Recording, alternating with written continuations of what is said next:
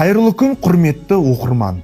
Парақтай майдарының кезек санында осыдан 100 жыл бұрын Семей қаласында жарық көрген алаш ұранды басылым Таң журналы туралы дерек келтіретін боламыз.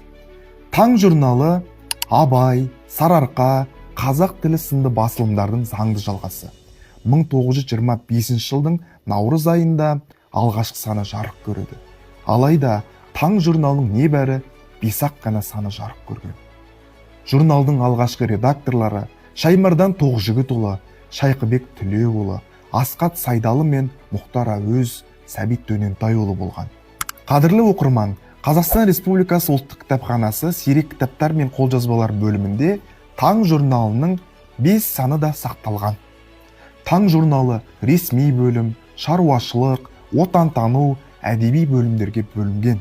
Осыдан 100 жыл бұрын жарық көрген Таң журналымен таныс болғыларыңыз келсе, сіздерді кітапханамызға шақырамыз.